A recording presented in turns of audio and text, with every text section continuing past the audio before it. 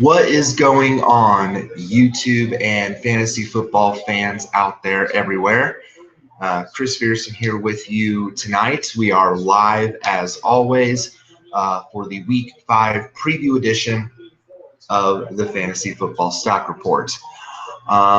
Before we really get into the reason why you watch this show, which is to discuss the fantasy aspects of the Week 5 NFL games, I just wanted to lead in with a little disclaimer about those of you in Florida who watch us in Florida or follow us in Florida and on the East Coast that are about to be impacted by Hurricane Matthew. My thoughts are with you all. If you're hunkering down for the storm, if you choose to do so, stay safe. This is looking to be a pretty nasty storm, and they're talking record-breaking, life-threatening, catastrophic. It's already killed over 100 people in Haiti. And even though, they're talking, aid there already. So this has the potential to be something very destructive. They're already saying it's over 140 mile an hour winds.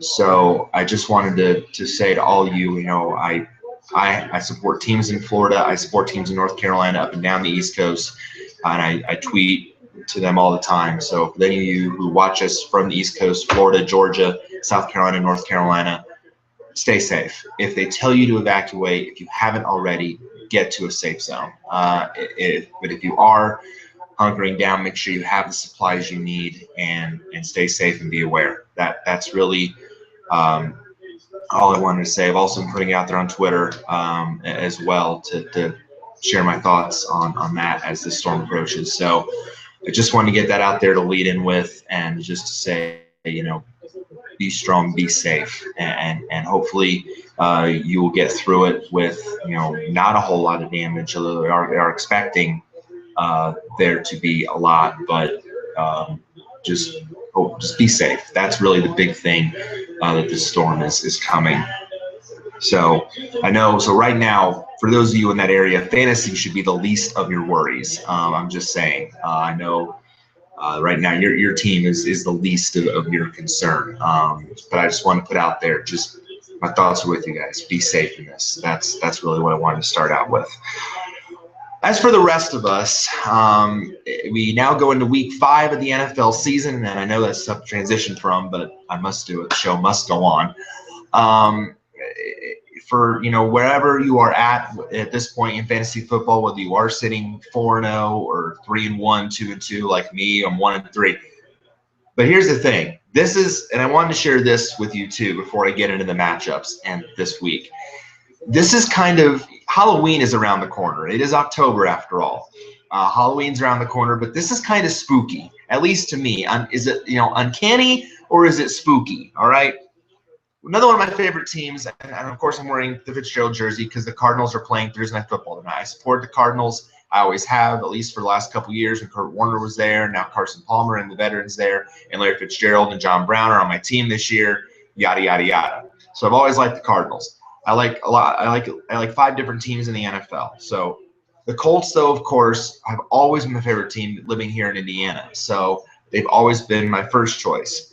But they're struggling this year. In fact, 4 out of my 5 teams are struggling this year when it comes to the NFL. The Colts, the Cardinals, the Dolphins, and the Lions are all 1-3. Only Seattle is the exception to the rule at 3-1, which is awesome. But here's the thing: this is funny.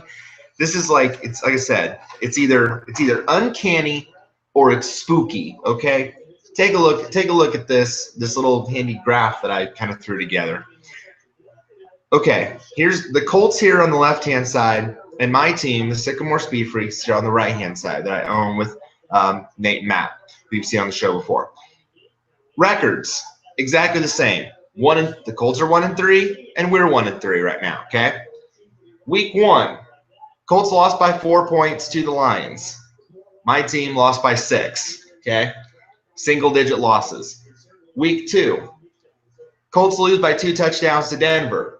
We lose by a little more than that. We lose by 31. So double-digit losses.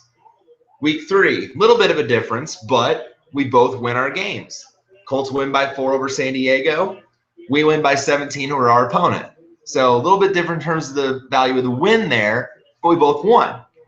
Then last week, week 4, look at this. Look at this. Tell them this is not spooky. Colts lose by 3 to Jacksonville. We only lose by 7. That is spooky, okay? I mean, the Colts have been my favorite team for years. And now it's almost like it's the similarities between their team and mine.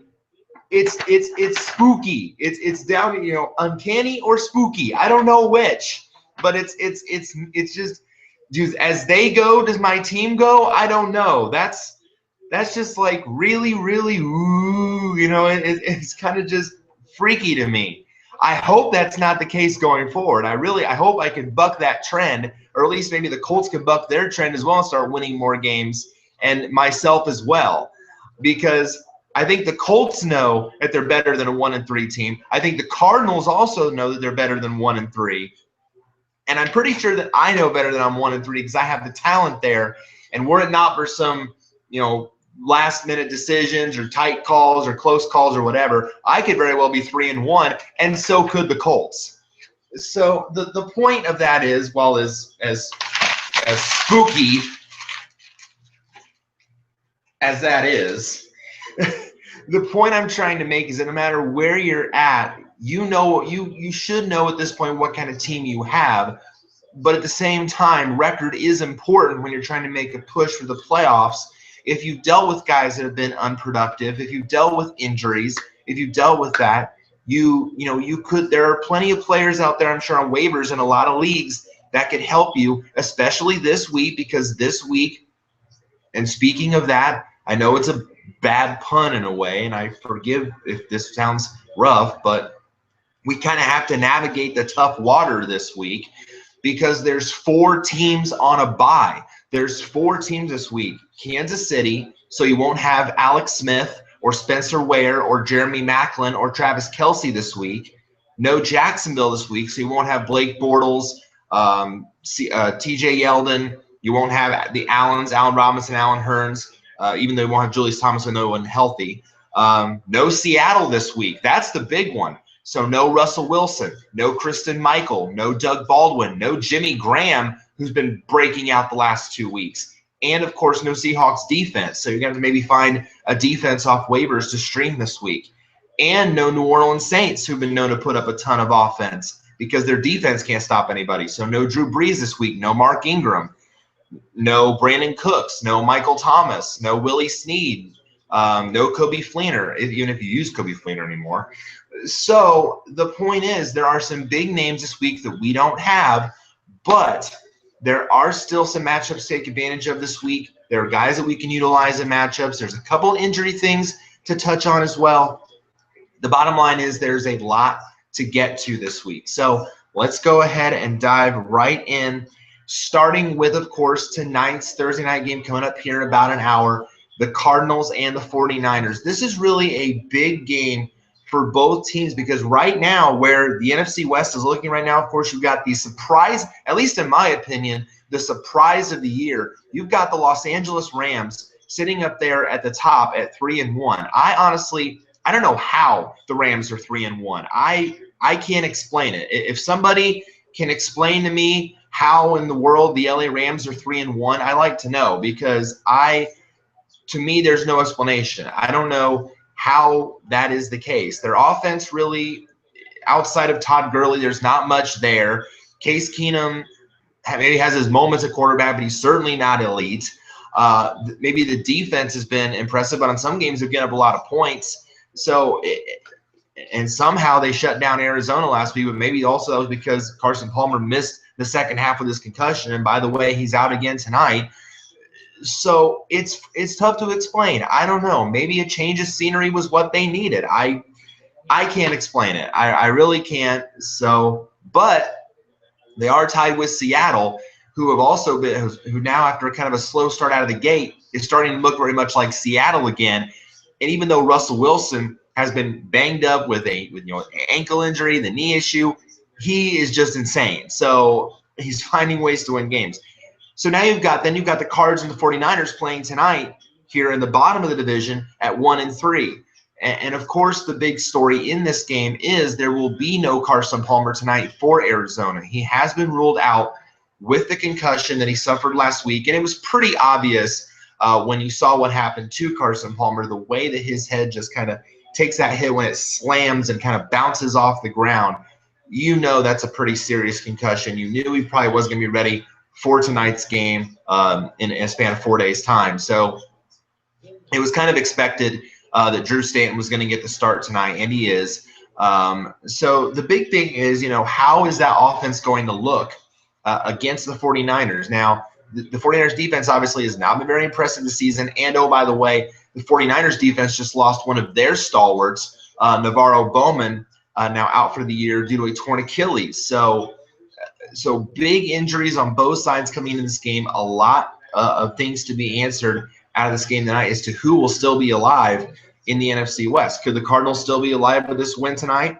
Certainly that's the case, but you got to see what Seattle and LA are going to do the rest of the way to see what happens. But certainly they're not out of it.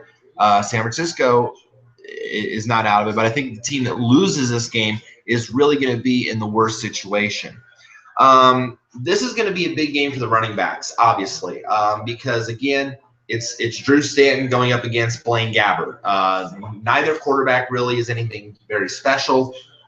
So, obviously, you want to get your running backs in this game. David Johnson is going to be a workhorse tonight for the Cardinals. He's an obvious must-start. Same with Carlos Hyde. I think both guys, the Cardinals defense, you would think would have the ability to stop Carlos Hyde, but the Cardinals defense has been oddly at times just very forgiving, and they looked very bad against Buffalo a couple weeks ago. They let Tyrod Taylor and that offense just kind of move down the field at will and put up 33 points on them, which shocked the heck out of me. So I think it's going to be a big week for the running backs. A lot of people, of course, are worried about, what the Cardinals offense is going to do with that passing offense. What is it going to look like with Drew Stanton under center? Well, here's the thing about Drew Stanton that kind of differs from Carson Palmer. Drew Stanton is not a deep ball thrower like Carson Palmer is. So that probably don't really, the guys that can catch the short passes, the dink and dunk passes, kind of like what Gabbert does, and make plays, they are still okay starts. So in my league, I have both Larry Fitzgerald and John Brown in my league. I got him off waivers. I kind of swapped him out for Michael Floyd because I'm worried about Michael Floyd this week. Yes, he had a touchdown last week, but I'm worried in the fact that Michael Floyd is more of a deep ball threat, and that's not Drew Stanton's forte. His deep ball has really never been a big source of his game. So I think really the safer play is to go with Fitzgerald as more of a wide receiver 2, and maybe John Brown as more of a wide receiver 3. I think they'll still benefit from Stanton being under center. I think Floyd is more or less a sit. I think he's more of a risky wide receiver 4. I wouldn't really recommend him as a start unless you're really in a deep league that starts more wide receivers, or even maybe a flex play as a desperate flex, kind of a what-the-heck flex play, see what happens. But I don't think Michael Floyd is going to benefit a lot tonight because that's not part of Drew Stanton's game. So I still like Fitzgerald. I still like John Brown tonight as options in the receiving corps. I'm starting them in my league over a couple other guys like Quincy Enunwa. Kind of had a down week last week, and Tyrell Williams. Even though the matchup's good against Oakland, I'm a little leery about his role in the offense going forward. So that's why I'm starting those guys over those two this week. And even though, this to me is, it's going to be, I think this is going to be kind of a low-scoring game. I still think fantasy points are there, but I think in terms of the game as a whole, it's not. You're not going to see like a shootout. You're not going to see, I think, a big number of points scored in this game. So I think it's still going to be fairly low-scoring. I'm thinking something maybe like 2017 Arizona, something like that, something low-scoring, or 20-14, something low. I don't think, or 21-14. I don't think it's going to be a big high-scoring affair. So actually, I like the Cardinals' defense in this matchup more than I do the 49ers, because I think the 49ers still have the capability to give up a ton of big plays, a ton of yards. Won't get a whole. I think the Niners aren't going to get a whole lot of turnovers. like interceptions or fumble recoveries, like let's say the Cardinals defense would do. So the Cardinals with that secondary with Patrick Peterson and Tyrann Mathieu certainly have the opportunity to get interceptions from Blaine Gabbert, I think more than from the Niners do on Stanton. So I like the Cardinals defense a little more here. So I mentioned, and really, you know, I think Stanton is really not a bad kind of what the heck play. At least maybe a streaming option at the least. Maybe not a bye week filler because again he is risky because the fact that this is his first start this season and his first I think in at least a couple years or so. He probably is not going to give you 20 fantasy points. That's probably a given. But if he reaches double figures, it wouldn't surprise me in the slightest because I think again the opportunity is still there to put up a decent amount of yardage, maybe one touchdown. So I think, I would say probably 11 fantasy points is at least the floor. Maybe in an 11, maybe in kind of in an 11 to 15 range. I don't see him getting any higher than 15 fantasy points, but I think he at least gets there. So streaming option, if you're streaming a quarterback, yes. Bye week filler, probably not. I think if you're wanting to just try something to get an early lead on somebody, a strategy, a what the heck play, why not? Throw them out there, see what happens. And then again, I mentioned John Brown as guys you want to start. As for the sits, Blaine Gabbert, I mentioned it. He doesn't have any quality weapons. He's a dink and dunk passer that's not going to put up a ton of stats, to guys like Jeremy Curley and maybe Hyde out of the backfield or Sean Drone. And he's just not a big-time weapon. He's not going to have opportunity enough to put up a good fantasy point total. And, of course, there's also the risk of throwing interceptions. So I would not recommend Blaine Gabbert. Again, Carson Palmer, you already know he's out with a concussion, so sit him. And again, Torrey Smith. Torrey Smith has been nothing but a bust this season. Just to remind you, don't play Torrey Smith. I mean, he just sucks. I mean, it's just terrible. The targets aren't getting there to him, and I just don't like his prognosis going forward. So a few guys that are doing good in this matchup. Other guys, as always, not so much. All right, moving on to the Sunday games.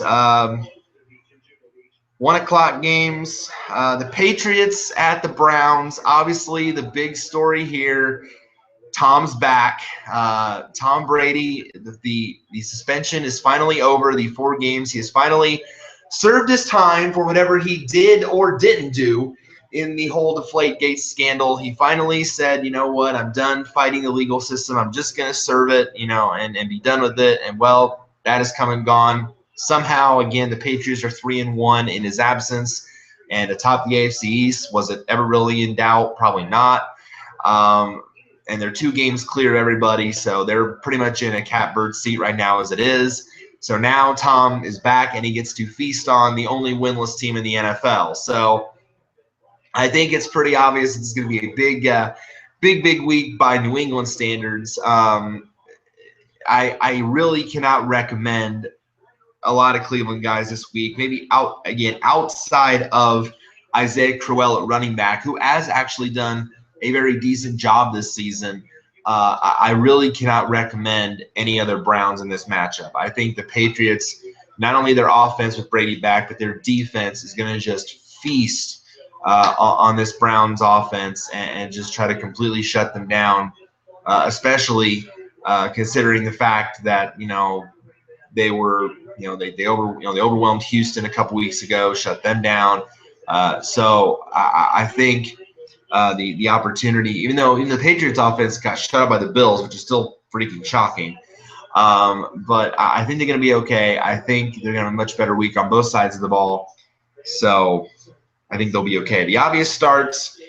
LeGarrette Blount, I think, again, is going to continue to have big weeks for the Patriots as well. So you want to keep rolling with him. Julian Edelman. Any receiver is going to benefit with Brady back. So that includes Edelman. That might even include Danny Amendola. If you're desperate for wide receiver help, maybe as a 3 or 4, you want to get Danny Amendola a shot as well as a what the heck play with Brady back under center. And the Patriots defense, I have them in my league. I'm definitely starting them this week because the matchup is just too good. So, and of course, again, Brady, unleash him. You know he's going to put up big numbers. And then with Gronk, a lot of people are concerned because, how is the hamstring? How, is it going to hold Gronk back? Is it keeping him from putting up big numbers? Gronk actually said at his news conference, I'm sorry to all the fantasy football owners that don't like the fact that I've been struggling, that I haven't been playing. Then why did you draft me? But he also said, I focus on real football. That's kind of the NFL player talk. They don't care about your fantasy team or whatever. But to the people that did draft Gronk, it is frustrating to see him, with this injury and then come back and only get like one target for 11 yards. So it was very disappointing. But I think as long as he is healthy, as long as he plays, I think you have to have Gronk in there with Brady back under center. I think he's going to be that same reliable threat. So you got to get him in there. I mean, maybe Martellus Bennett will still roll going forward. We'll see what happens. Maybe more of a low-end tight end too. But I think if Gronk plays and if he's healthy with Brady under center, you got to put him in there. You got to have him in your lineup. So put Gronk back in there as normal.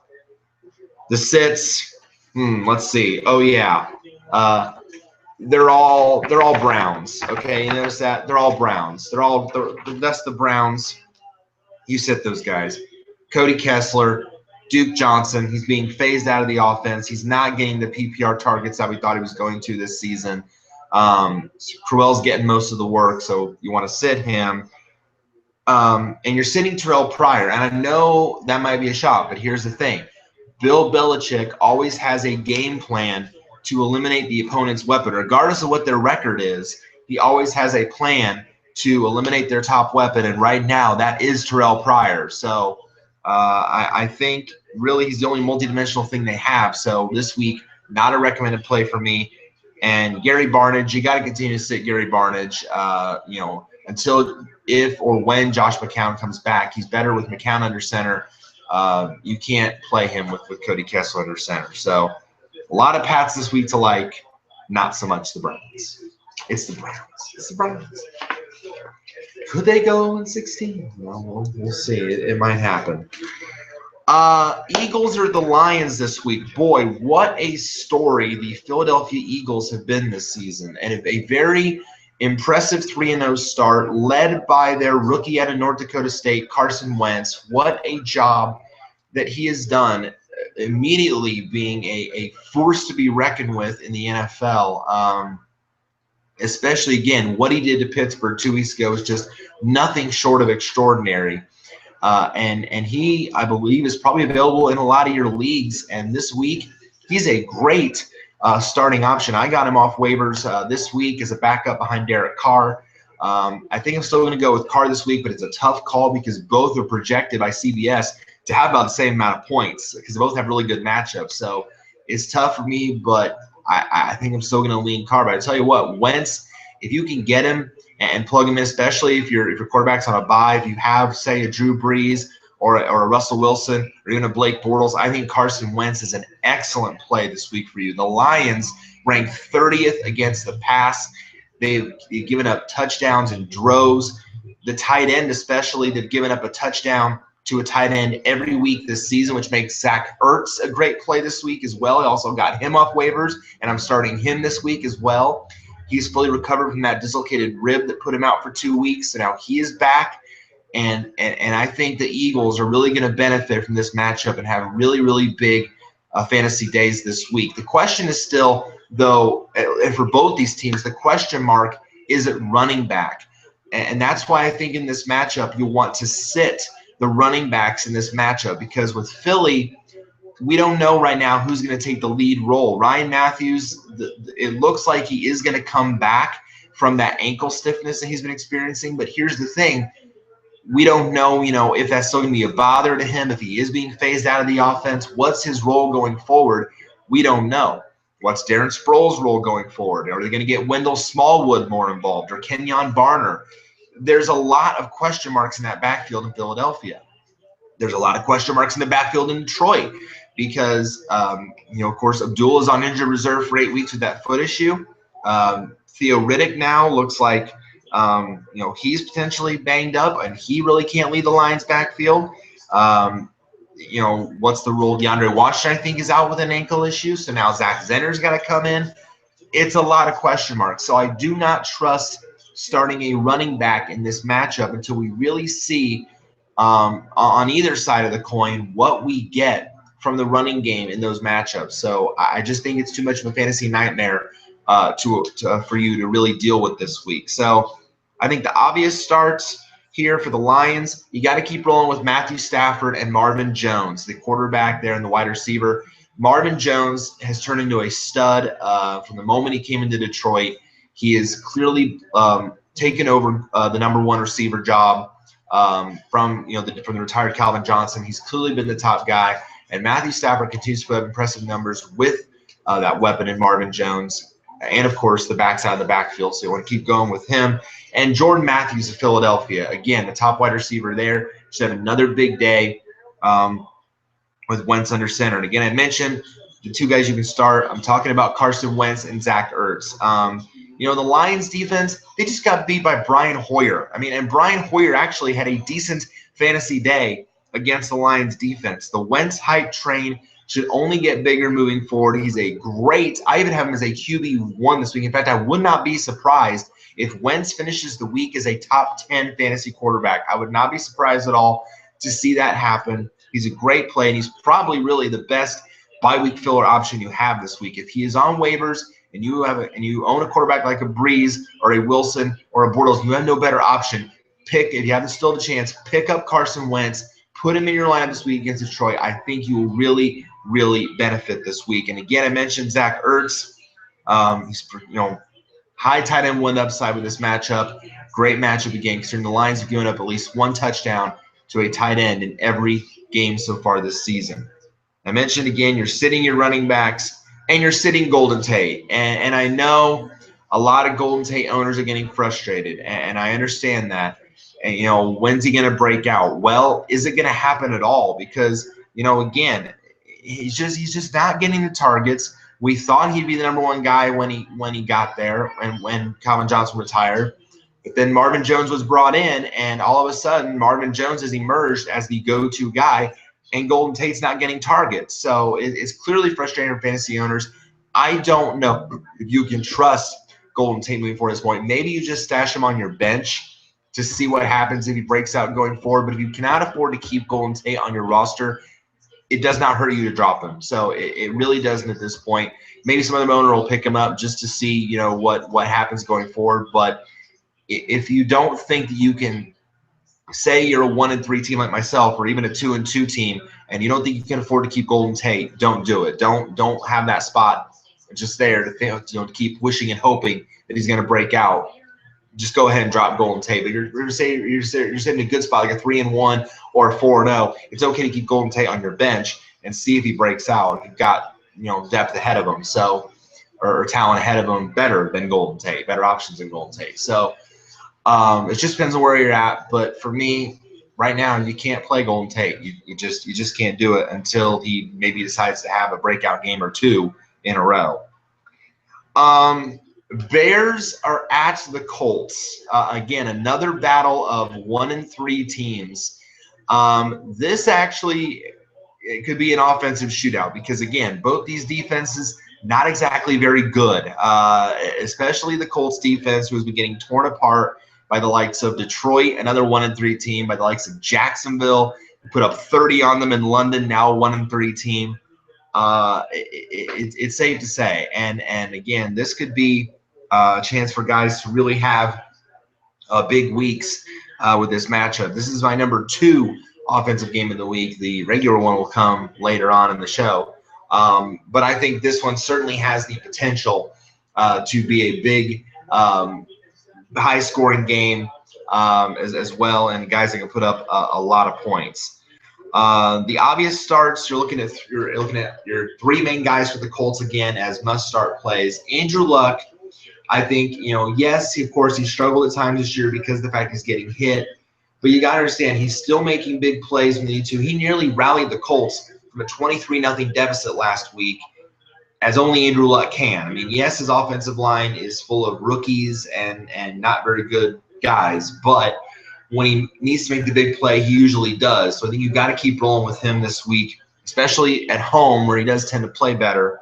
So you got to keep going with him. Frank Gore continues to be a monster. I cannot say it enough. Frank Gore continues to have impressive fantasy days. 3 straight weeks now for Frank Gore of double-digit fantasy points, including 14 points last week in a CBS league. I never thought I'd think drafting Frank Gore would be a huge return on investment, but I tell you what, I think I drafted him in like the 4th round in fantasy, and I'm getting a huge return on Frank Gore. So he has no challenge in the Colts backfield. Robert Turbin is only a 3rd down, change of pace back, and Josh Ferguson keeps dropping passes out of the backfield and is a clear waste of talent, at least from what I'm seeing in that Colts offense. So Frank Gore has no one to challenge him in that backfield. You keep feeding Frank the rock, and even he's making impact.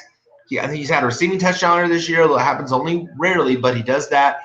And when the Colts get near the goal line, they use Frank Gore. And he pounded it in from 2 yards out last week, which gives him that touchdown, saves his fantasy day. So he gets the yards, and when he has an opportunity to get in the red zone, he finds it. You want to keep rolling with Frank Gore.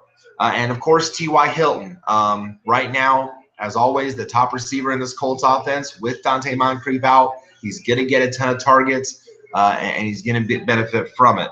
And I think you still start Alshon Jeffrey. And now, of course, there is some debate on his health status this week. And he's dealing with, either hamstring, ankle, some to that effect.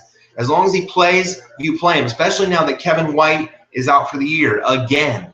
Kevin White is now an injured reserve with a fractured fibula. So he's out for the year. So tough to see because Kevin White was just starting to break out for the Bears and in fantasy. He was having probably the best game of his career when the injury happened. So it's tough to see that for Kevin White. But now who also gets a bump, not only does that help Alshon Jeffrey, but that also helps Eddie Royal. He's going to get a big bump in targets going forward. So he's someone that you can pick up as well as a wide receiver 3 with certainly serious upside going forward because he's now becomes the Bears' number 2 receiver.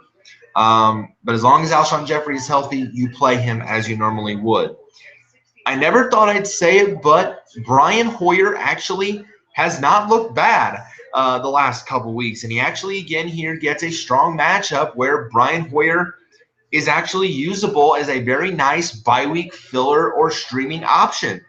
And the debate has already started that even when Jay Cutler is healthy, he may not get his job back, which, this is my shocked face. That would shock no one. It would certainly not shock me if Brian Hoyer was the starter the rest of the year because, as we all know, Jay Cutler sucks. So it would just not – or no, Jay Cutler sucks. There you go. So the obligatory. But Brian Hoyer actually looks usable this week for fantasy purposes as at least I think – a QB2. I think certainly usable, even, dare I say, in 2 quarterback leagues.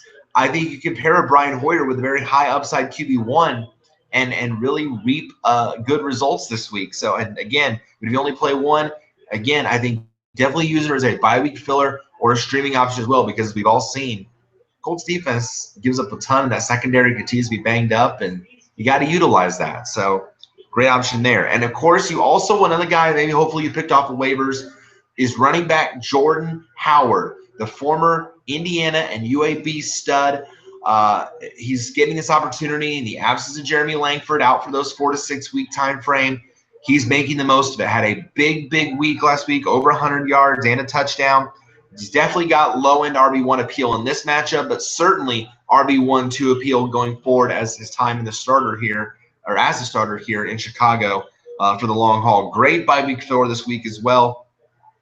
As I mentioned here, I put in this little aside here. See, the Colts defense can't stop anybody. Yeah, so that's why. So Jordan Howard, the run defense, has always been a wreck over the years in Indianapolis. So Jordan Howard, great play this week at running back. And I mentioned Eddie Royal again with White now done for the year. Royal certainly is a wide receiver 3 going forward, but certainly wide receiver 2 upside if he continues to get a lot of targets from Brian Hoyer moving forward. And I'm going to say the tight end Zach Miller is a start this week. And look, he's also looked better over the past couple weeks with Brian Hoyer under center. And it would not surprise me if Zach Miller found the end zone this week. And I'm going to say at least a tight end 2 with some serious upside. So I really, really like Zach Miller's potential this week as well. There's not a whole lot of sits in this game for obvious reasons because I think it's going to be a big scoring game. But I'm sitting Philip Dorsett. I still have not liked what I've seen from the Colts wide receiver. He really has not filled the number 2 wide receiver role that we thought he would in Dante Moncrief's absence. Clearly, he is not at the level of that Dante Moncrief is, so he's very much only a risky wide receiver 3 or flex play at the very least. And the Colts tight ends, too risky to use at this point. They're really not being targeted often as often in the red zone as they once were. So neither really, Jack Doyle had a nice start, but now he's kind of starting to level off a bit, so I don't like that. And Dwayne Allen has just dropped too many passes of late. He's just not very good. I mean, even the Indy media have said Dwayne Allen is just not very good. I mean, he's more of a blocker than anything. He rarely scores touchdowns, if at all. So he's just not worth utilizing for fantasy purposes. I would not recommend either guy as a fantasy play this week. Titans are at the Dolphins. This is another matchup of 1-3 struggling teams. You have a lot of these 1-3 matchups this week. How odd and spooky. But these two teams, Miami to me is just a mess. I mean, we saw it on Thursday Night Football against Cincinnati.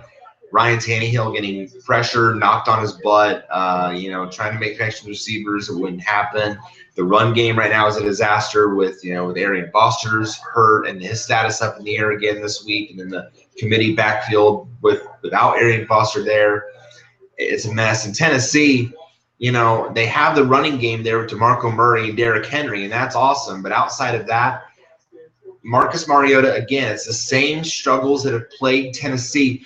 I can't even recall the last true elite number 1 wide receiver that Tennessee had. Does anyone remember? I don't. Maybe outside of when Kevin Dyson was there, the reaching out in the Super Bowl or whatever. Or, I can't really remember the last true elite number 1 wide receiver that the Tennessee franchise had. If anyone else remembers, great. But I can't. So it's been a long time. And Tajay Sharp, he has done nice things, and he's kind of the default number 1 wide receiver, but he's not elite because he's not doing enough with the targets. He's not making the receptions on those targets for Mariota, which means he's not getting fantasy points. So that worries me going forward because it's just not there. Weapons aren't there. So this matchup, there really isn't a whole lot to like here in this matchup. For obvious reasons. But there's still a couple of guys you can start. Obviously, DeMarco Murray, the Tennessee running back, you keep rolling with him. I think Tennessee is going to continue to lean on him a lot because of the fact that the passing game has not worked for Tennessee. So I think you continue to roll with DeMarco Murray. Jarvis Landry, I still think, for the Dolphins at wide receiver is a strong play, especially in PPR leagues because, he continues to get targets from Ryan Tannehill. And, again, he is basically the number 1 wide receiver there in Miami. So I think you can keep using him, especially PPR leagues a must start. Maybe more wide receiver 3 for standard league fantasy purposes, but maybe borderline 2. But certainly definitely usable in PPR leagues. Delaney Walker, as long as he is healthy, I think you can still start him at tight end. Of course, he didn't play last week. He was inactive with the hamstring issue. But I think as long as he starts this week, you can play Delaney Walker. And I'm going to say the Titans' defense is a start this week. I think they've been looking a lot better this season. And again, as you've seen, that Dolphins offense has been a mess. And I think you want to keep going with there's opportunities there, especially to shut down that run game and put Ryan Tannehill in some pressure situations. So I think the Titans defense could have a decent day as maybe, again, a bye week filling option or a streamer as well this week. A couple of the guys I like, even though he doesn't have very many weapons, he certainly makes use of them on occasion, and of course he's got that running ability. I think Marcus Mariota is not a bad bye week filler this week if you're desperate. I think, I mean, there are better bye week filler options out there. Like, for example, I mentioned Carson Wentz. But, if you're desperate, if you're hurting at quarterback this week, maybe you plug in Mariota as a what-the-heck play, as a low-end 2, high-end QB3 this week, or a desperate filler, and see what happens. Because, again, he's got that running ability, and he's going to, he has to throw at some point to make use of the weapons he has. So, kind of a what-the-heck. And, again, we've seen the Dolphins' defense is a mess. So, the opportunity is there to have kind of a 9 to 10 fantasy points at best. I think that's the ceiling. But just to see what happens, if you want a quarterback that gets 9, 10, 11 points, maybe Mariota is your guy. And I still think Devontae Parker at wide receiver is an okay option for the Dolphins. He's very much clinging to wide receiver 3 status because of the fact that it's nice to see him healthy again. Number one, but number two, again, with Tannehill, trying to get those guys targets, trying to get them, looks and big plays. But that's the thing. His value is really tied to really how good his quarterback is. So that's the risk you take when playing Devontae Parker. So, again, more of a wide receiver 3 this week. Very much cleaning that status right now to see how he's utilized going forward. So really the rest of the guys, are mostly sits. I mentioned Tannehill. No pun intended. Okay, actually, full pun intended. The Finns' offense has been floundering in recent weeks. And the Titans' defense has actually improved. I really can't recommend Tannehill even as a QB2 this week, and really more of a desperate play in 2 quarterback leagues. I mentioned the Dolphins running backs. Until Arian Foster comes back and shows that he's healthy, it's a headache. Plus, you're not really playing him back against the Titans D anyway because, again, it's been stronger. Kenny Stills. I didn't know Kenny Stills was actually still on an active roster. I was quite surprised when I was doing research and looking at this. I'm like, wait, Kenny Stills is a Dolphin now? Wasn't he a Ram for some time? And he was very inconsistent, but, he really hasn't changed much, so I wouldn't play Kenny Stills. And I mentioned the Titans wide receivers. Apparently Tajay Sharp has hit that rookie wall. He's the number 1 option, but again, he's fallen off lately. So at this point, you really can't trust any Titan wide receiver for fantasy purposes. There's no real one breakout guy that's going to get you a lot of points, at least 6, 7, 8 point guys in fantasy play. So you can't trust those guys at this point. Washington is at Baltimore. What to make of Baltimore? I mean, the Ravens have been nothing short of impressive this season. Not only the defense is back to its, I guess you want to say, elite status, but the playmakers are showing up. And Steve Smith apparently is still ageless. My opponent last week picked up Steve Smith off waivers, and he broke out for 17 fantasy points. And we drafted Steve Smith on draft night, and now I'm regretting that in a way because, the report came out of camp that he had a double rupture of his Achilles and that it wouldn't heal as fast. And now all of a sudden he's looking like his old self again. Thanks. Exactly. Thanks, Steve Smith. Thanks for finally showing up. And, apparently now you're somehow healthy when the report was that you weren't. Thanks, Steve. Thanks a lot. And that's how I lost last week. So I hate that. I really hate that. But you got to admit, he still makes plays. Apparently he's still very impressive and is getting that report back with Joe Flacco. So you got to be impressed by that at the least. And he's carrying that offense right now. And then Terrence West, Justin Forsett was released again by Baltimore, released for the second time this season. He was cut at the cuts before training camp, and then, oh, wait, we're bringing you back. And then he got benched, and then now all of a sudden it's bye-bye again. So Justin Forsett is once again no longer a Raven for the second time this season. So now it looks like Terrence West is the guy, at least for the short term. Kenneth Dixon is expected to come back this week. but what's his role going to be? A lot of people are saying he could be the long-term answer going forward, but if you picked up Terrence West this week, he's a great short-term option at running back. If you're hurting right now, he's going to carry the load, it looks like. But if you're looking for a long-term option, I think Kenneth Dixon is certainly worth a look as well. So they've been a big thing as well. So I think there's a lot of guys in this matchup you can certainly use. The obvious guys for the Ravens, again, I mentioned Smith. I mean, if he keeps putting up those numbers and getting targets every single week, he's got wide receiver, certainly wide receiver 2 appeal, at the very least wide receiver 3, but certainly wide receiver 2 upside is there for Steve Smith. He's putting up those numbers, those kind of targets from Joe Flacco, and as long as he stays healthy. And the Ravens defense, even though Washington has the capability to put up, some good points in yardage, I actually like the Ravens D in this matchup. I think they will find a way to shut down at least a couple of Washington's weapons in this matchup. I don't think they're going to put up a ton of points. Maybe they'll get the yardage, but I don't think. And certainly, again, the option is there to get some turnovers as well. Kirk Cousins is, of course, known to be turnover prone sometimes, so I think the potential is there to get some turnover points as well. So I think you can obviously play the Ravens defense in this matchup. So I mentioned the 2 big starts for the Ravens as well, Joe Flacco and Terrence West. Flacco, again, this week is a great low-end QB1 and bye-week option, especially a fill-in option against this Washington defense has been very, very forgiving this year. Definitely not an elite unit by any stretch. So I think you can definitely go with Flacco this week as a nice option for you. And again, for now, Terrence West is the new number 1 in the backfield.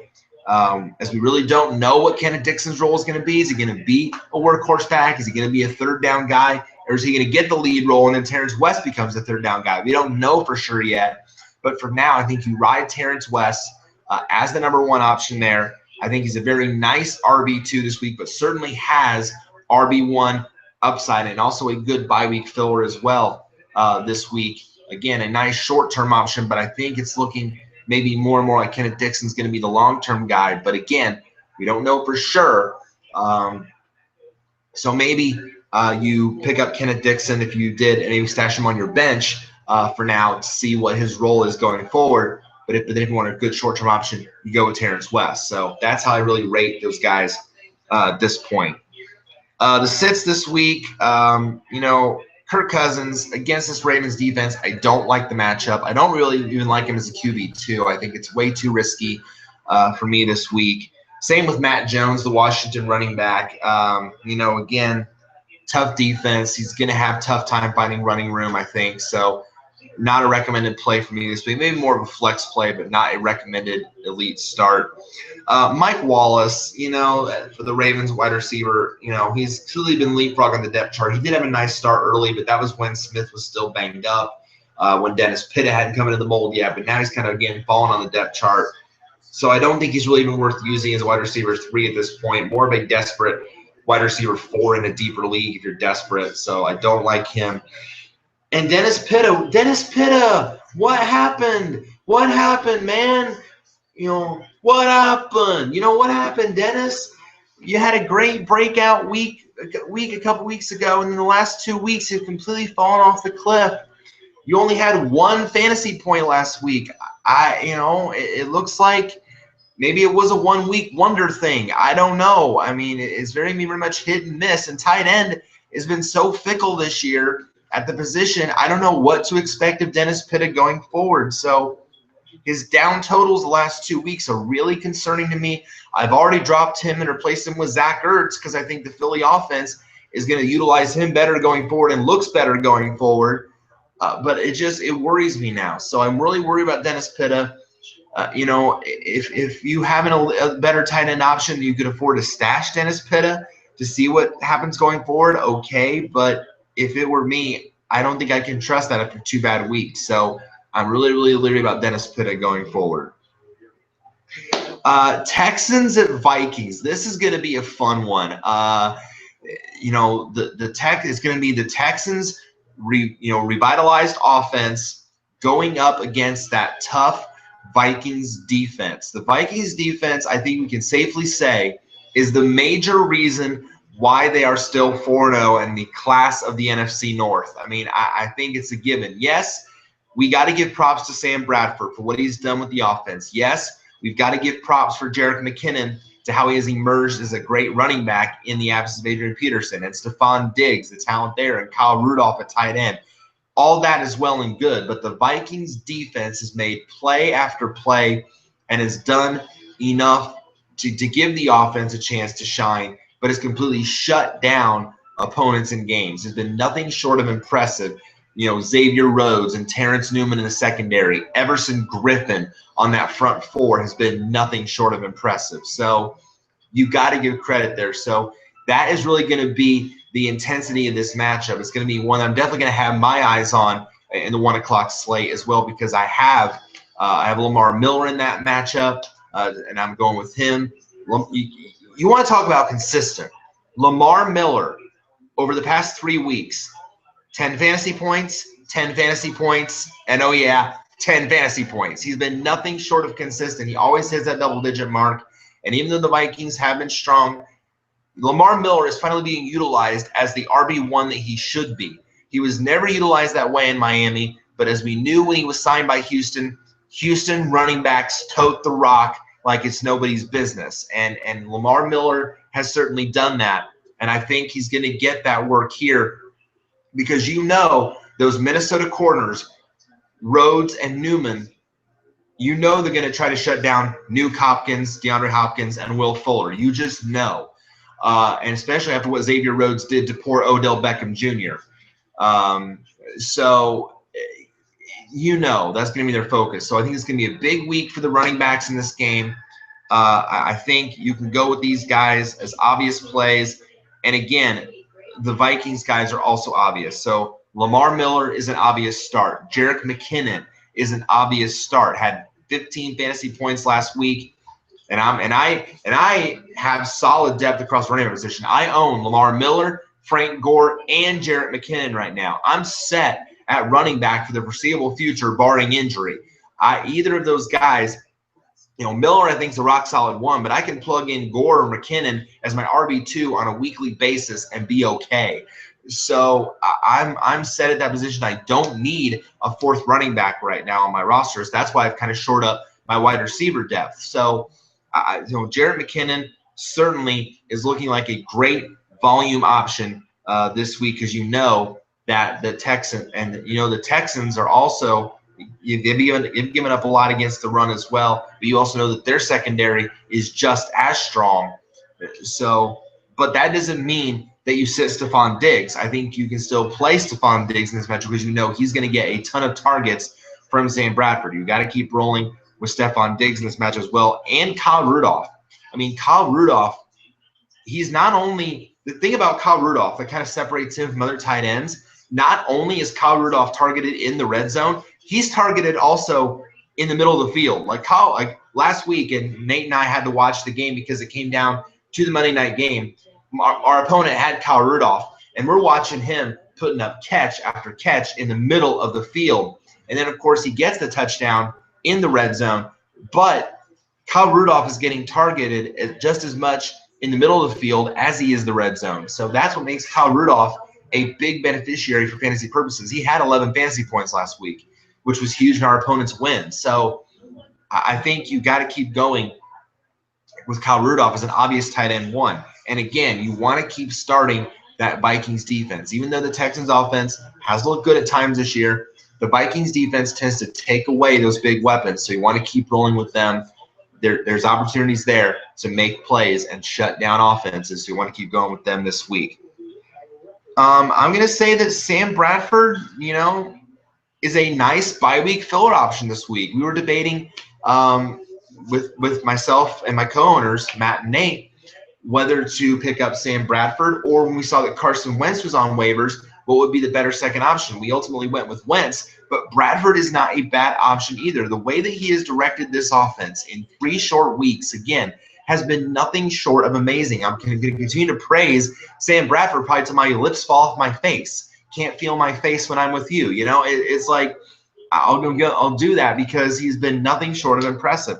He's a very nice bye-week filler option. And you got to think, he's leading the offense well. He's playing at home in US Bank Stadium, which has gotten very, very loud. No J.J. Watt on defense for Houston, plus. And oh, by the way, he's had at least one touchdown pass in every single game he started. You got to keep rolling with Bradford if you have him. Solid QB2 with certain QB1 upside and a great bye-week filler for you this week. And I'm going to say, I mentioned the fact that the Vikings corners are going to try to shut down those receivers. But if I were if I was really hurting at wide receiver and I had to play one Texans wide receiver, I would actually lean toward playing Will Fuller because of the fact that Rhodes is probably going to be locked down on Hopkins most of the night. You saw what Rhodes did to Odell Beckham. Completely took him away, gave him his career low game of 23 yards receiving. So you know that Rhodes is going to be all in trying to lock down Nuke Hopkins. So Will Fuller certainly is going to have an opportunity to have more targets and more chances. Terrence Newman, yes, is still a good corner, but he's not the spring chicken he used to be. So I think with that being said, I think Will Fuller will certainly get opportunities. So I think he's at least a decent wide receiver 3. I think, and again, that's his ceiling. I don't think the upside is there this week. I think certainly a wide receiver 3 and nothing more and nothing less. Or maybe even as a desperate flex play, because I think the opportunity is going to be there, but not a great play. So if you're hurting or need, kind of a flex option, Fuller could be your guy. So as a result, obviously, sitting, DeAndre Hopkins, you might not afford to be able to sit DeAndre Hopkins. You might not be able to with the roster that you have, but he's very much a risky play for me this week because of that matchup. I just think if you can afford to sit DeAndre Hopkins, you do. But if you can't, then you throw him out there maybe as a low-end 2, high-end 3 and see what happens because Rose is going to be shadowing him all night. You're not going to get maybe the weekly points that you get from DeAndre Hopkins. Is going to be a very, very low total. So I just don't like the play this week. And I'm sitting Brock Osweiler again. The Vikings defense has made opposing quarterbacks just look absolutely foolish. So, normally he's a pretty decent start. Not this week, not on the road. So I don't think you can play Brock Osweiler, not even as a QB2 this week for that matchup. The last 1 o'clock game is Jets at Steelers. The long and short of it is you're playing a lot of your Steelers this week. This is a matchup that they can certainly take advantage of. The Jets, of course, are still kind of a mess. They're still banged up. You have no Eric Decker in this matchup still in all likelihood with his issue. I think he's out at least, 4 to 6 weeks, I think, as well. So you're not going to have him going forward. What's the status of Brandon Marshall? Is the knee not an issue? As long as he's healthy, though, you play him. But is that an issue? What is Quincy Enunwa's role going to be as the number 2 receiver? Is he going to get the target still? Is Ryan Fitzpatrick going to have a good game? Can we trust him? For me right now, very tough to trust. But your Steelers are your obvious guys. Ben Roethlisberger, yes, you play him. Le'Veon Bell, yes. Antonio Brown, duh. I mean, those guys, obvious starts. They're pretty much matchup proof. You pretty much play them regardless. I mentioned Brandon Marshall. As long as he is healthy, I think you can still play him. He is right now the top target in this Jets offense, and I think you got to keep going with him as long as he's healthy. And I think you can play the Steelers defense in this matchup. Again, Ryan Fitzpatrick, I think the stat now is 9 interceptions over his last 2 games, including the 6 interception debacle the week prior. I think the Steelers certainly can take advantage of that. So I think you got to go with the Steelers defense as an obvious start this week. A couple wide receivers here I think you can also start. I'm going to say Sammy Coates is at least a what-the-heck wide receiver 3 or a flex play. Somebody's got to be the number 2 option there in Pittsburgh. Somebody's got to be making plays outside of Antonio Brown. And it's looking more and more like Coates is going to have to be that guy by default. But he's got to be able to make those plays. So, and the fact that there's, again, the 4 bye weeks this week, and maybe you're hurting at wide receiver, maybe you pick up a Sammy Coates if someone is out there on waivers, or if you've been holding on to him, hoping for him to break out, you put him in your lineup this week to see what happens as a wide receiver 3 or a flex play, because there's the opportunity is there this week to make that happen. And I mentioned Quincy Enunwa. Not a bad wide receiver 3 play, at least some value, because right now he is the Jets' number 2 option with Eric Decker out. And even though he didn't make much of it last week, he's still getting a lot of targets. It just depends on what he's going to do with those targets. Is he going to make the catches? Is he going to get the extra yardage? That's going to be the big thing with Quincy Enunwa. So right now I still have him stashed on my bench. I'm not starting him this week. It was a tough call, but I think that's why I've kind of put in the Cardinals receivers, because I think they're still going to be okay. But I'm still holding on to Enunwa, see what he's going to do going forward. If he breaks out as number 2 receiver here for the Jets, then maybe his value goes up. But certainly his value, I think, is going to increase as long as Eric Decker's out. But still, even when Decker was healthy, he was getting a good dose of targets as the number 3 receiver. So I think his upside is there, but right now, more or less a number wide receiver 3 value, because again, his value is tied to that of his quarterback, how well or poorly Ryan Fitzpatrick does. And considering that, you can't play him this week. He can't be trusted right now. I think maybe Mob Guy is even considering, switching his favorite player. I don't know, but you can't trust Ryan Fitzpatrick right now. You can't, after all the turnovers he's had. So right now you sit Ryan Fitzpatrick. And I think you sit Matt Forte. And I know that's tough for a lot of fantasy owners to do, but I'm going to say the Steelers defense right now, playing angry. They played real angry against Kansas City last week. They completely shut the Chiefs down, held them to 14 points, and for the most part kept Spencer Ware in check and really didn't let Jamal Charles do much of anything. So I think, he's kind of hit the skid since that big week 1. He's kind of fallen off a bit. So I think you can afford to really sit Matt Forte in this matchup, both him right now and Bilal Powell. Powell's also getting more involved, which is kind of scary for Matt Forte. Powell's getting more involved in the run game and the passing game. So right now, I can only rate the Jets backs as both kind of more RB3 or flex options until further notice, because of the fact that they're just risky plays.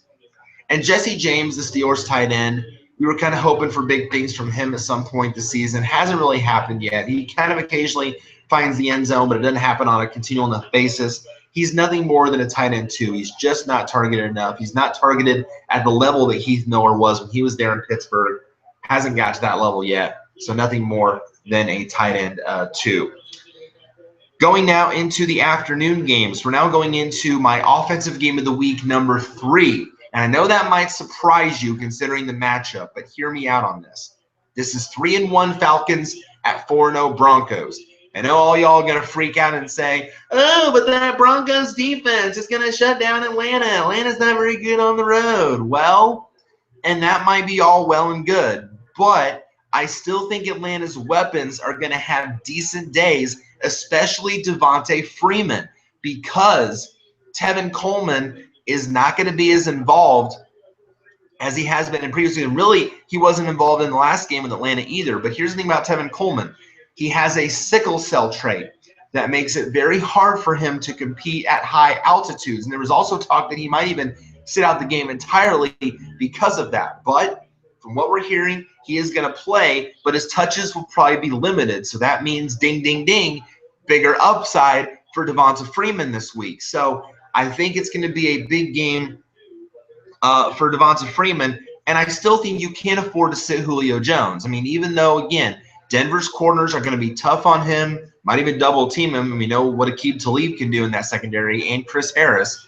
But I still think you can't afford to sit Julio Jones. He's coming off a week where, my gosh, he had 300 of Matt Ryan's 500 passing yards. That's insane.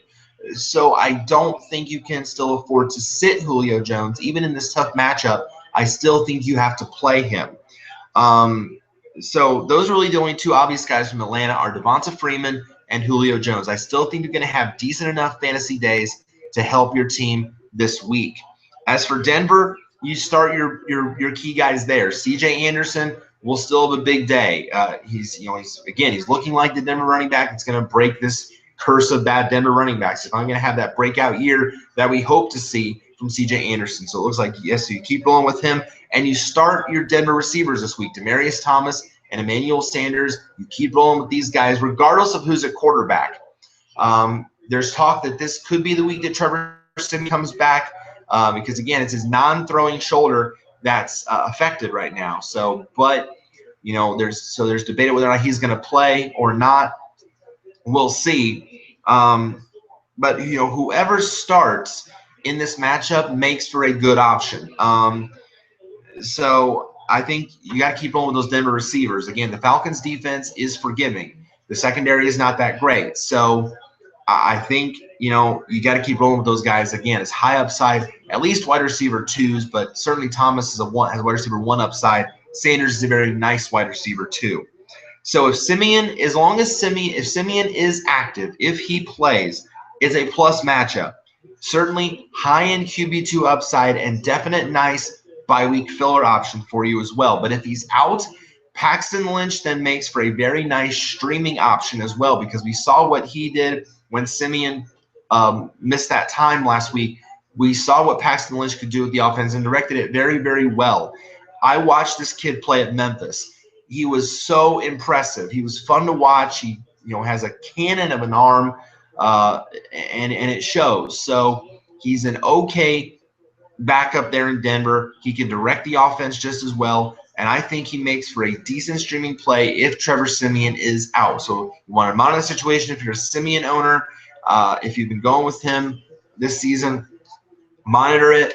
If he's out, though, if you're hurting at quarterback, grab Paxton Lynch, put him in your lineup, and I think certainly as again, a low-end QB2, high-end 3, I think he'll have a decent fantasy day for you. So the guys you want to sit, again, are all Falcons because of this tough matchup. Matt Ryan. I'm worried about Matt Ryan. Yes, I understand he's coming off that 500-yard game, but here's the thing. It's on the road, it's at Denver in the altitude, and it's against 2 of the best corners in the NFL. He'll still, I'm sure, again, he'll probably find ways to get targets to Julio Jones. That's a given. But otherwise, I think he is going to struggle. You know, so unless you have a better quarterback on your roster, a better matchup, or you're wanting to play a streamer guy like a Carson Wentz, like a Brian Hoyer, like even maybe a Paxton Lynch, if you want to put those guys in, I wouldn't mind you doing that over a Matt Ryan, because I really think he's going to struggle in the matchup. I would not be surprised if Matt Ryan does not reach double digits in fantasy points. I wouldn't be shocked at that at all. He might, but I wouldn't be surprised if he doesn't. So I really think it's going to be kind of 60-40 that Ryan doesn't hit double digits in fantasy this week. So, you know, he's really more on the high-end QB2 spectrum for me this week. And I don't really know if he's going to recommend to play in 2 quarterback leagues unless you're desperate, because I don't like the matchup. I mentioned Tevin Coleman. You know, he only had 2 fantasy points last week. So I don't know if that means he's being phased out of the offense or if it was just more of a Devontae Freeman week that week. I don't know. But because of the fact, you know, he's going to be limited this week, obviously I can't even recommend Tevin Coleman as a flex play this week. So I don't like him for that reason. And Jacob Tamme, the tight end, you know, he only scored his 2nd touchdown of the season last week. He's very fluky. Unless he finds the end zone, he doesn't really have a big fantasy day. So don't be fooled by Jacob Tamme. I wouldn't play him this week either. I put next to this next game, I put next to it fantasy jackpot ? And the reason I did that with Bengals at Cowboys is because I think there's a lot of potential here for guys to have big days. I think this game could potentially turn into a shootout, because while the defenses, you know, at times have shown bright spots this season, especially on the Bengals side of things, both these teams can also show at times this season they can score points. And I think the opportunity is there, especially from a fantasy perspective. Maybe not from a real-life perspective, it might not be a high-scoring game. But from a fantasy perspective, the potential is there for these guys to put up a ton of yards, to put up touchdowns. The guys that you normally would rely upon in this game could put up some big numbers as well. So I think you can start a lot of guys in this matchup that you would normally rely upon. So for Cincinnati, I think you can start your normal guys like Andy Dalton in this matchup. The Cowboys secondary isn't exactly elite by any stretch. So I think certainly The opportunity is there for Andy Dalton to be certainly a low-end QB2, but certainly with upside this week, especially again with all those guys on a bye week. I think Dalton certainly is very much playable with this matchup. Jeremy Hill and Gio Bernard. I like both running backs this week to have big fantasy days. I think certainly, Hill with that ground and pound style has had a couple of good fantasy weeks back to back. So he's certainly usable. And Gio Bernard, we know the kind of machine that he is, especially in PPR leagues, is an excellent play this week. And I think certainly has at least RB3 value in standard leagues, or even as a flex play because of the fact that he is just so usable and versatile out of the backfield on third downs and in those passing down situations. And of course, AJ Green. You can't sit AJ Green. AJ Green is matchup proof. Let's face it. You really can't afford to sit AJ Green, so you got to keep going with him. But for the Cowboys, I never thought I'd say this, but Dak Prescott is starting to become an obvious start. He really looks like he can run this offense. And I tweeted it at the start of the year. Did I not? When Tony Romo went down at the start of the year and he played and Dak played a lot in the preseason, I said, if, in parentheses, when Tony Romo goes down with his injury, I think the Cowboys are going to be fine because Dak Prescott is showing he can run this offense. There you go. He's shown it. Dak Prescott is leading this offense just fine, and he's being quite good at it, if you may. Were it not for the job that Carson Wentz has done in Philly, he might be the leading candidate for Rookie of the Year. But right now, he's very much, I think, in a war with Wentz right now for that spot. But Dak is doing a great job, and I think in this matchup, he's especially again at home, he's usable in this matchup as a great bye week filler option, and certainly again has QB2 upside this week. And you got to keep going with Ezekiel Elliott as long as he's healthy, and as long as that line continues to do big things for him. You got to keep going with Ezekiel Elliott as well. And I think Cole Beasley as a wide receiver 3 with Dez Bryant potentially very much a question mark up in the air with that knee issue. I think Cole Beasley is going to continue to benefit greatly, and maybe even Terrence Williams as a flex or wide receiver 4. But Cole Beasley benefits the most because he's kind of taken over the targets with Dez Bryant being out. So I think you can use Cole Beasley. He's got a nice rapport with Dak Prescott. So I think you can utilize him as a low-end wide receiver 3 this week as well. So Dez Bryant, not only the fact that he is questionable with that hairline fracture in his knee, but the off-the-field behavior continues to kind of circulate this dark cloud around Dez Bryant. There was a report that came out that he's missed like 40 team meetings. That is not something to be messed with. That is not something that you just push under the rug and say, maybe Dez has a bad alarm clock, or Dez oversleeps, that's just Dez being Dez, obviously, dopsy, popsy, sunshine and rainbows.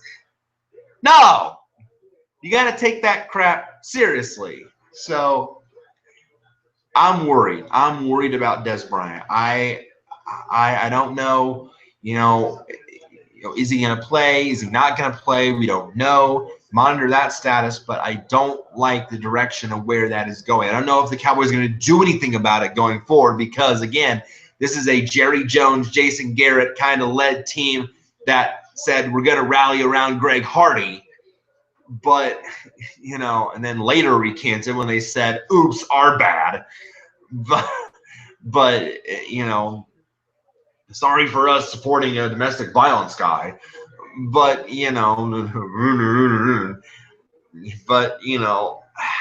I'm worried. I don't think you can trust him right now. I would not play Dez Bryant this week. Even if he's active, I would not play him. And Tyler Eifert, is this the week he comes back for the Bengals at tight end? It looks like all signs are pointing to that, but how involved is he going to be in the offense? Obviously last year we saw great things from Tyler Eifert. He was probably one of the top tight ends in fantasy, and he benefited greatly for our fantasy team. But what is his role going to be? So, it's hard to tell. He's still listed as questionable right now, But even if he plays right now, really can't rank him nothing more than a tight end 2 until we see that form of old come from Tyler Eifert. So very, very risky play this week. The other afternoon game is the Bills at the Rams. Again, how are the LA Rams 3-1? Again, I couldn't tell you. But from a fantasy perspective, there still isn't a whole lot to like because, again, the receiving options there are just so inconsistent. 1 week it's Tavon Austin. Then 1 week it's Kenny Britt. Then it's Brian Quick. We don't know who's going to be the top option there for Case Keenum on a weekly basis. We don't know. Really, the only sure thing we know about the Rams is that Todd Gurley is good. I mean, that's pretty much all we know. And the defense is good. That's really all we know about the LA Rams. So, again, I cannot tell you how they are 3-1. That is the big question mark right now. How in the are the LA Rams 3-1? That is the big $64,000 question, or $1 million question on Who Wants to Be a Millionaire. Someone call Regis Philbin. All right. Are you ready to try and win the $1 million? Yes, Regis. I'm going to go for it, baby. All the way. I know I got no lifelines, no phone a friend, no ask the audience, but I'm going to go for it, baby. Go ahead and give me that $1 million question. Okay. Here it is. Da-da-da-da-da-da-da-da. For $1 million. Can you give a valid explanation as to why the LA Rams are 3-1? You have 20 seconds.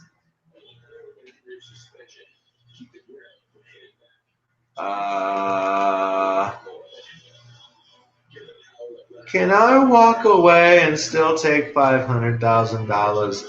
No.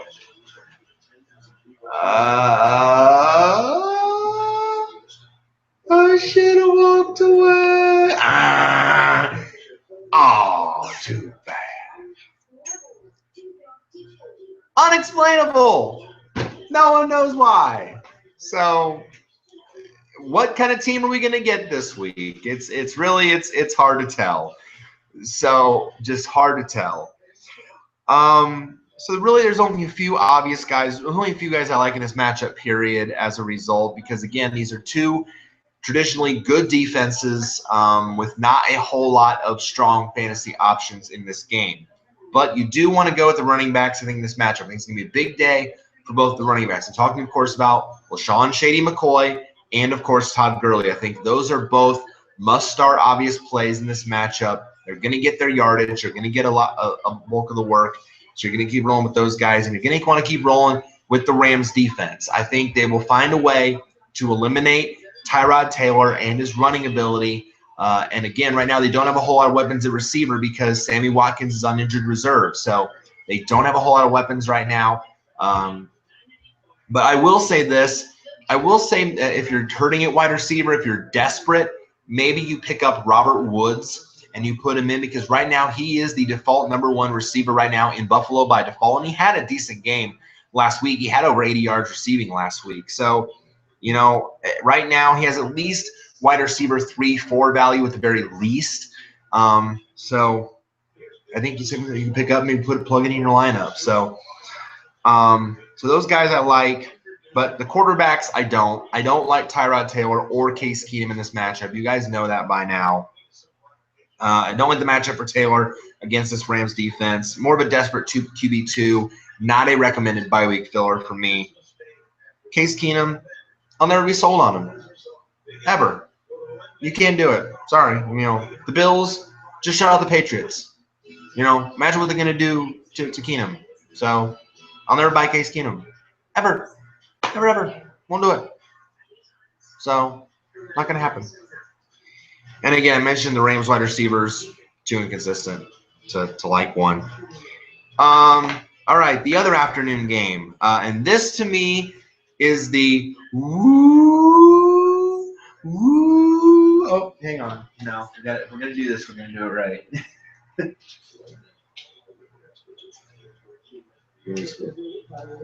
Hang on.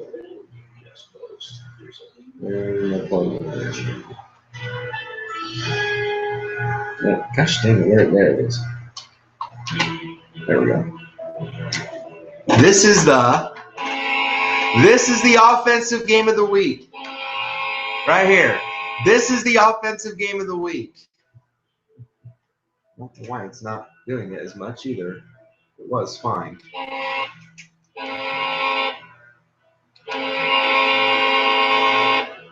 That's really weird.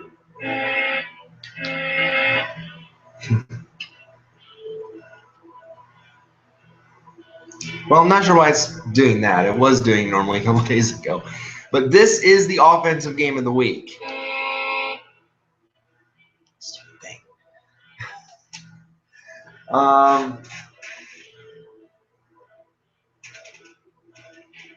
So Chargers Raiders. This is going to be an offensive shootout. This is going to be a high-scoring game. Both these defenses are really, really bad.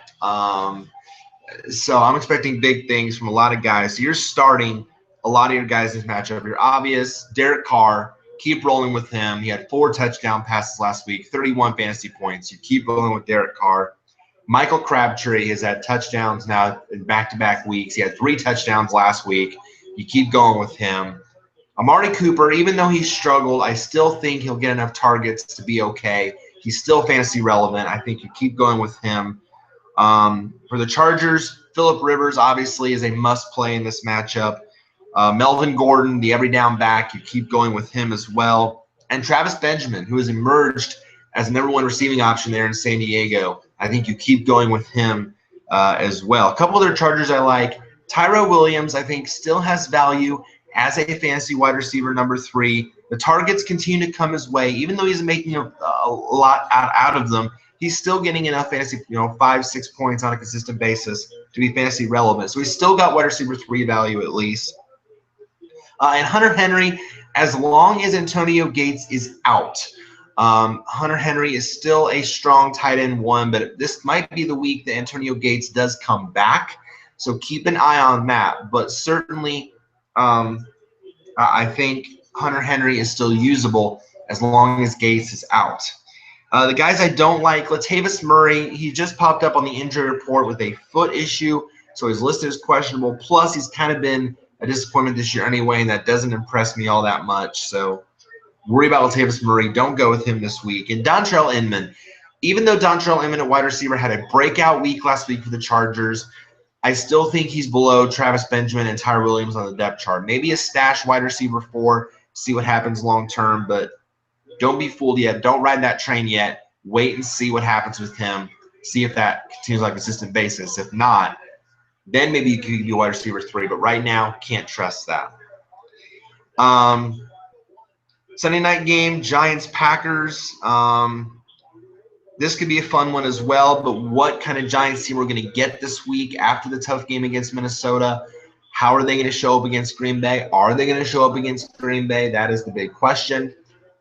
So we'll just have to wait and see what happens there. But your obvious guys to me are all Packers. Aaron Rodgers, Eddie Lacy, Jordy Nelson, Randall Cobb. You start those 4 usually on a weekly basis, and you reap the rewards. So especially at home in prime time, they're going to have good weeks.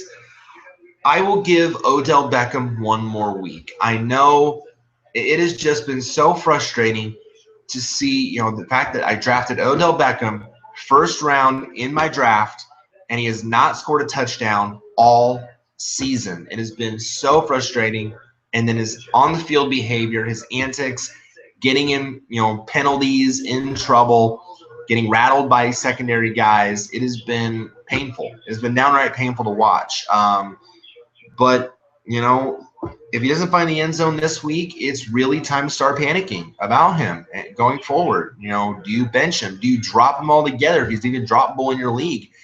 So it's time to panic if he doesn't find the end zone this week. But for now, if he can't take advantage of a terrible matchup, the Packers secondary has been giving up buku yardage to quarterbacks and receivers. If he cannot even take advantage of this good matchup, it is time to panic. So I think, he's coming off that really bad outing.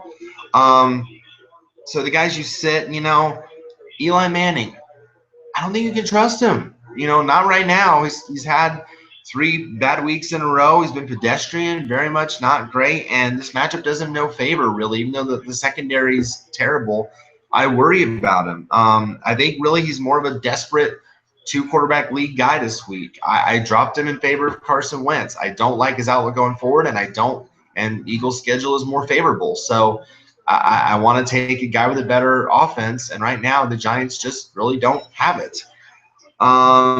Speaking of that, the Giants running backs, if you play any of them as a what the heck flex, it could be Paul Perkins. He had a big 60-some yard reception last week, so you put him in there as a what the heck flex play. But I would recommend Rashad Jennings or Orleans Darkwa for that matter. And then the other wide receivers, Sterling Shepard and Victor Cruz, they both get plenty of targets in the offense, but they kind of cancel each other out because of that. You don't know which guy is going to have a big week on a weekly basis, so you really can't rely on either guy as anything more than a risky wide receiver 4 or flex play as a result. Then finally, the Monday night game, if it's even played, kind of the same thing with the Titans-Dolphins game. That game's status is very much up in the air as well because of the hurricane. So you'll want to monitor that. If you have Titans or Dolphins on your roster, if they play the game, you want to monitor whether they're going to cancel that game or not, or reschedule it, postpone it, whatever. The same goes with this Buccaneers-Panthers game on Monday night in Carolina, because if the storm reaches Carolina by Monday, then it really potentially put a damper on that game, especially if it's still as powerful as it is right now. So you want to keep tabs on that if you have Buccaneers or Panthers on your fantasy roster as well. But if they do play the game on Monday night or at a different time frame in this week, if they still play the game, then there's still a couple guys I like. For Tampa Bay, I still like Charles Sims at running back, taking over for the injured Doug Martin. He's going to get the backfield work and, of course, some passing down work as well, so you want to keep going with him. And, of course, Mike Evans, your top receiving option there in Tampa Bay as well. I still like Kelvin Benjamin for this matchup, even if Cam Newton doesn't play because of his concussion, even if Derek Anderson still starts, I still think Kelvin Benjamin is going to get a lot of targets from him and make plays with them. So I like Kelvin Benjamin. And I still like Greg Olsen at tight end. He's still a reliable weapon in the red zone. He's still one of the most reliable tight ends in fantasy. I think you have to keep going with him as well. So if Cam Newton is active, if he does get through the concussion protocol and he does play, I think you still have to play Cam Newton. I think you still have to go with him if he's active. But otherwise, I still think Derek Anderson makes for at least a bye-week fill-in or kind of a spot starter as a streamer. Probably won't get double-digit points unless he really makes mincemeat of the Bucs defense, which certainly is possible. The Bucs defense is very terrible. But I think at least a streaming option at the last minute, kind of QB2 at best, maybe QB3 as well if you're hurting at quarterback. Sit Jameis Winston. I mean, yes, the Panthers defense has been, it may not be last year's unit, but they're going to find, I think, ways to frustrate him in front of the home crowd. More of kind of a desperate QB2 play this week for me. And the Panthers running backs, Jonathan Stewart needs to get back healthy quickly because Cameron Artis-Payne and Fozzie Whitaker really have been big-time disappointments trying to fill in for Jonathan Stewart. So he needs to come back as soon as possible because right now that running game is just an absolute disaster. All right. That's it, guys. That is it for week 5. Thank you again, as always, for all of you who watch, who view, who subscribe. Thank you. I do this, again, because we love football. We love the game of fantasy, and I want to get you guys to have success. So thank you again, as always, for all the support. As always, if you have any lineup dilemmas or questions going into this week, please feel free to hit up the comment box below. Again, I check my Gmail as often as I can. I check the Google notifications, see if I have anything. So if you have any questions or thoughts on players, concerns, anything, please hit me up there. Good luck this week. Get a win in week 5. Hopefully I will as well. And I'm getting ready to watch the Thursday night game that has just now started. So thank you guys very much. Good luck this week. God bless. And we'll see you again next week for the week 6 preview. Take care and stay safe, East Coast.